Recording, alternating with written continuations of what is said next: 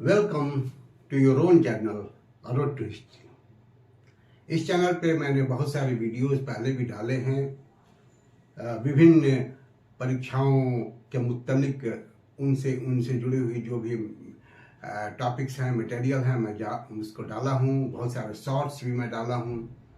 अब मैं एक नया सीरीज शुरू कर रहा हूँ जो हिस्ट्री ऑनर्स के जो बच्चे हैं दिल्ली यूनिवर्सिटी में या भारत के विभिन्न यूनिवर्सिटी में, उनके लिए सेमेस्टर वाइज, टॉपिक वाइज मैं हर टॉपिक को डील करूंगा, उसको डिस्कस करूंगा ताकि उनको वो सुविधा हो। इसके अलावा जो ये मैं टॉपिक डील करूंगा, ये सिविल सर्विसेज में या दूसरे जितने भी एग्जाम हैं जिसमें हिस्ट्री से क्वेश्चंस आते हैं, उसमें भी उनको फायदा होगा, या जो लोग हिस्ट्री से एक सरोकार रखते हैं, जिनको इंटरेस्ट है, उनको भी फायदा होगा।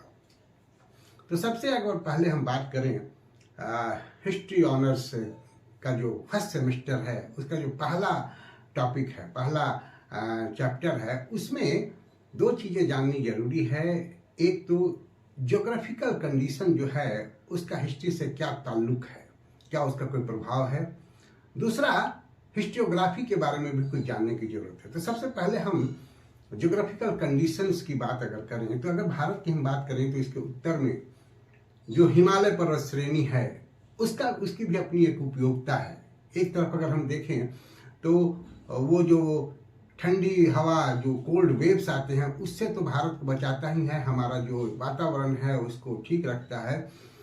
और अगर हम कहें तो एक तरह से इससे ये कटा हुआ है भारत, लेकिन हम ये भी नहीं कह सकते कि ये पूरी तरह से कटा हुआ है। उसमें विभिन्न दर्रे हैं, विभिन्न पासेज हैं, जिसके थ्रू मध्य एशिया से या दूसरे जगहों से भारत में विदेशी आए, और सबसे बड़ी खूबी ये रही कि जो भी यहाँ आए वो यहीं का होकर रह गए, यहीं घुल मिल गए। इवन उनकी संस्कृति जो है वो भारतीय संस्कृति में समाहित हो गई। तो ये जो ज्योग्राफिकल एक सिचुएशन है, कंडीशन है, उसकी अपनी उपयोगिता है इतिहास को समझने में।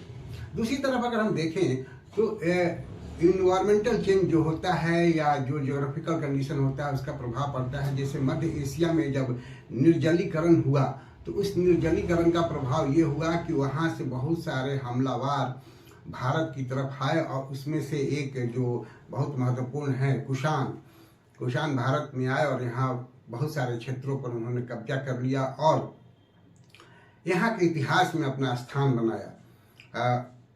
अगर हम देखें तो वो भी यहाँ के संस्कृति में धीरे धीरे ढल गए।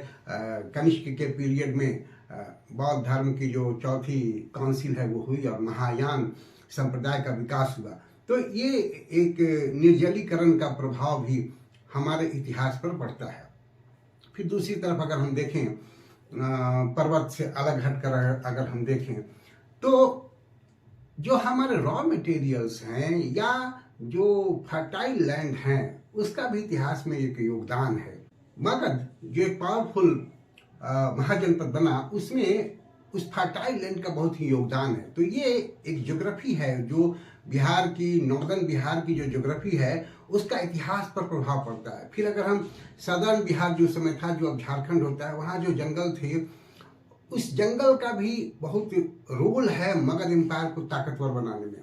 कुछ इतिहासकार तो ये भी कहते हैं कि दक्षिण भारत में जो मगध का विस्तार हुआ उसका मुख्य कारण जो वहाँ सोना पाया जाता था, उस सोना को प्राप्त करने के लिए कोलार में जो सोना मिलता था, उस सोना पर कब्जा जमाने के लिए मगध साम्राज्य जो है वहाँ कब्जा किया था।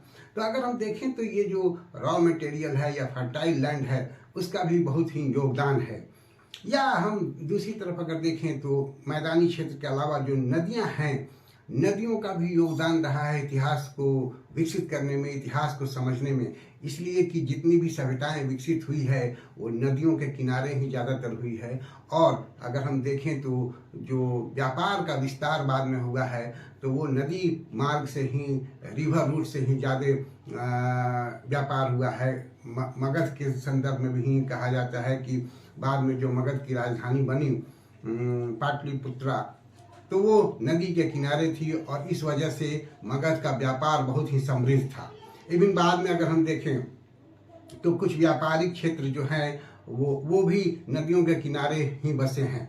तो इस तरह से जो ज्योग्राफी है, ज्योग्राफिकल कंडीशन है, उसका बहुत ही बड़ा रोल होता है इतिहास को आगे बढ़ाने में या इतिहास को समझने में। तो ज़रूरत ये है कि इतिहास को समझने का एक पक्ष ये भी होना चाहिए कि हम ज्योग्राफिकल कंडीशन को, इन्वायरमेंट को समझें और उसके हिसाब से हम इतिहास की विवेचना करें। सिंधु घाटी सभ्यता के बारे में भी जो कहा जाता है, बहुत सारी बातें कही गई उसके डिक्लाइन के बारे में।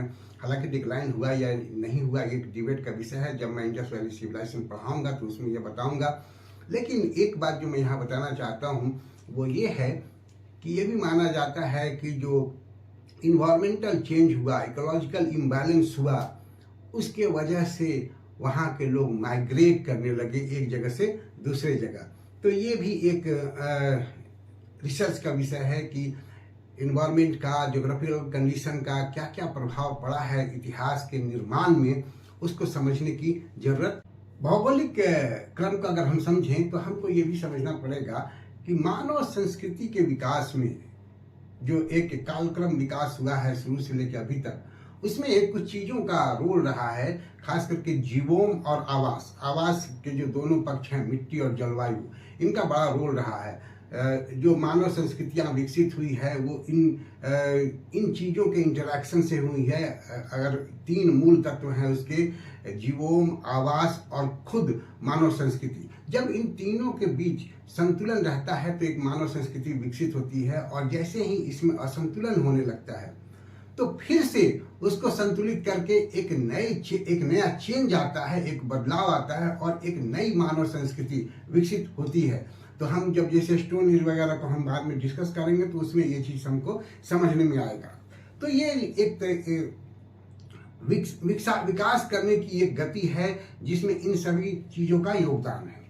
अब अगर हम भारत के प्राकृतिक वितरण की बात करें तो यहाँ अगर हम मोटा मोटी बातें तो तीन चीज हम देखते हैं। एक तरफ पर्वत है, हिमालय पर्वत है जो 3 भाग में है, 3 भाग में बटा हुआ है। तो उस 3 भागों का अपना रोल है। जो एक बाह्य हिमालय है, एक आंतरिक हिमालय है, एक उप हिमालयी क्षेत्र है जो 6000 से लेकर 10,000 फीट तक ऊंचे पीक हैं। उसके आंतरिक हिमालय के पीक जो है वो सबसे ऊंचे हैं। तो उस हिमालय क्षेत्र का भी अपना एक रोल है इतिहास को बनाने में। दूसरी तरफ जो मैदानी क्षेत्र है, कछारी क्षेत्र है, खास करके गंगा घाटी और जो सिंधु नदी और ब्रह्मपुत्र की घाटी है, उसका अपना एक रोल है, उसका एक अलग डिवीजन है। और तीसरी तरफ जो पठार का क्षेत्र है जो कूच से शुरू होकर दिल्ली के अंत तक जाता है, राजस्थान होते हुए, जो अरावली पर्वत श्रेणियां हैं, उनका भी इतिहास के निर्माण में एक रोल है। तो ये जो प्राकृतिक बंटवारा है उनका भी इतिहास के निर्माण में एक रोल है। तो हम ये देखेंगे कि किस तरह से हमारी जो बनावट है देश की या किसी भी देश की, उसकी जो प्राकृतिक डिवीजन है, हमारा इतिहास उस पर भी बहुत कुछ निर्भर करता है। हम अगर देखेंगे तो आज जहाँ हिमालय है जो सबसे नवीन पर्वत माना जाता है, पहले वहाँ सागर हुआ करता था, टेथिस सागर उसको कहते थे। अब अगर हम बात करें तो कुछ इतिहासकार जो है वो भारत की जो भूमि है, भारत की जो प्रकृति है, उसको 3 रूपों में बांट कर देखते हैं। पहला है एरिया ऑफ अट्रैक्शन, दूसरा है एरिया ऑफ आइसोलेशन और तीसरा है एरिया ऑफ रिलेटिव आइसोलेशन। अब ये क्या है, इसको हम थोड़ा समझने की कोशिश करें और क्या ये वास्तव में सटीक है। एरिया ऑफ अट्रैक्शन जो है वो मूलतः जो फर्टाइल लैंड है उसको लोग मानते हैं और उनका मानना है कि ये फर्टाइल लैंड जो है इसका इतिहास के निर्माण में बहुत ही योगदान है। उदाहरण स्वरूप अगर हम कहें तो फिर से हम मौर्य का उदाहरण दे सकते हैं कि मौर्य के विकास में इस फर्टाइल लैंड का बहुत ही योगदान था। एरिया ऑफ आइसोलेशन जो है वो जंगल और पहाड़ों को कहा गया कि जंगल और पहाड़ हैं, तो उसके बारे में मानना है कि जो पहाड़ पर लोग निवास करते हैं, बेसिकली मैदानी क्षेत्र में वो पहले रहते थे और विभिन्न हमलावरों के हमले से परेशान होकर या हमलावरों ने उनको खदेड़ दिया और बाद में वो पहाड़ पर निवास करने लगे। अब इस बात में कितनी सच्चाई है, अगर इसकी हम जांच करें तो ऐसा नहीं है कि पहाड़ पर सारे ऐसे लोग ही हैं जो हमलावारों के कारण वहां जाकर बसने लगे।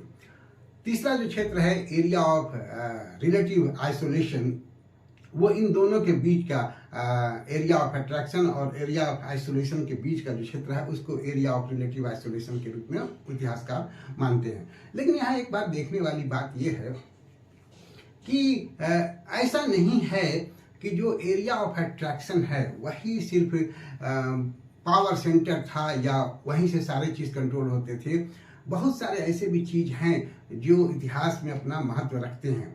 अगर खास करके हम कहें तो जो व्यापारिक केंद्र हैं या व्यापारिक केंद्र से गुजरने वाली जो नदियां हैं उनका भी इतिहास में बड़ा महत्व रहा है। सिर्फ हम फर्टाइल लैंड से ही इतिहास को नहीं देख सकते।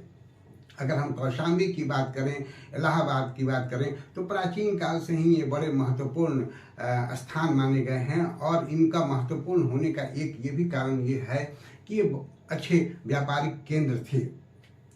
सिर्फ ऐसे ही इनकी महत्ता नहीं हुई है। फिर जिस तरह से गंगा घाटी इम्पॉर्टेंट है, उसी तरह से दक्षिण भारत में जो कावेरी डेल्टा है, वो कावेरी डेल्टा जो चोलों का एक प्रमुख केंद्र था, तो वो भी बड़ा इम्पोर्टेंट रहा है और बाद तक, वो चोलों के बाद तक उसका अपना महत्व रहा है। तो कावेरी डेल्टा का भी अपना इम्पोर्टेंस है। फिर हम अगर देखें तक्षशिला की बात करें तो तक्षशिला जो है वो शिक्षा का केंद्र होने के साथ साथ व्यापारिक केंद्र भी था। वहाँ से कश्मीर के लिए भी रास्ते जाते थे, वहाँ से मध्य एशिया के लिए भी रास्ते जाते थे। तो तक्षशिला प्राचीन काल से ही बहुत महत्वपूर्ण रहा है। तो हम ये नहीं कह सकते हैं कि सब फर्टाइल लैंड होने की वजह से इतिहास में कोई भी क्षेत्र महत्वपूर्ण हो सकता है। जो ये 3 विभाजन हुआ है, इन 3 विभाजनों में हमें इन सभी बातों को भी ध्यान रखना पड़ेगा कि सिर्फ एरिया ऑफ अट्रैक्शन या एरिया ऑफ आइसोलेशन या area of relative isolation he important नहीं है। बहुत सारे फैक्टर्स हैं जो दूसरे जगहों को भी इम्पोर्टेंस प्रदान करते हैं और उनका भी इतिहास में एक महत्वपूर्ण स्थान बनता है। अगर हम दक्षिण भारत की बात करें तो दक्षिण भारत के जो समुद्री तट हैं, खास करके केरल, आंध्र प्रदेश और तमिलनाडु के, उनका भी अपना महत्व है, उनका अपना इम्पोर्टेंस है। वो व्यापार के वजह से इम्पोर्टेंट है। गुजरात जो फारस की खाड़ी से जुड़ी हुई है तो उसका भी व्यापारिक महत्व रहा है, उससे भी बहुत व्यापार हुए हैं। और यही वजह है कि उत्तर भारत के भी जो बड़े बड़े सम्राट हुए हैं वो इन सभी क्षेत्रों पे अपना वर्चस्व बनाने का प्रयास किए हैं। तो हम ऐसा नहीं कह सकते हैं कि कोई एक ही वजह है जिसके वजह से इतिहास में उसका स्थान होता है। कई कारण होते हैं और ज़रूरत इस बात की है कि इतिहास को समझने के लिए उस समय के भौगोलिक परिस्थितियों का, उस समय के इन्वायरमेंटल सिचुएशन का को समझना जरूरी है और उससे तालमेल बिठा के अगर हम इतिहास को समझने का प्रयास करें तो हमारी समझ कुछ अच्छी हो। तो आज के इस शुरुआती चैप्टर में इतना ही। आगे हम हिस्ट्रियोग्राफी पर भी बात करेंगे और जो सोर्सेस हैं एंशिएंट इंडियन हिस्ट्री के, उस पर भी हम बात करेंगे। उम्मीद है हमारा वीडियो अच्छा आपको लगा होगा। अगर अच्छा लगे तो मेरे चैनल को सब्सक्राइब करें, खुद भी देखें, अपने दोस्तों को बताएं। Thank you for watching me. See you again with a new video.